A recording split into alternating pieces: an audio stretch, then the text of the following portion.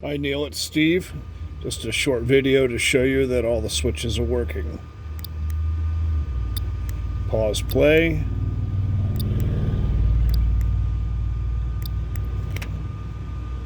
This one is a bit tricky. You can see the download symbol showing up.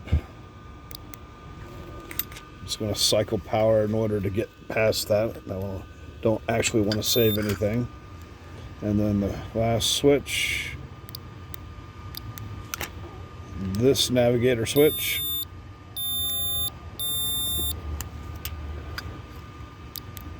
Might be a little more useful with something like that. As you can see, it works both directions, as does this one.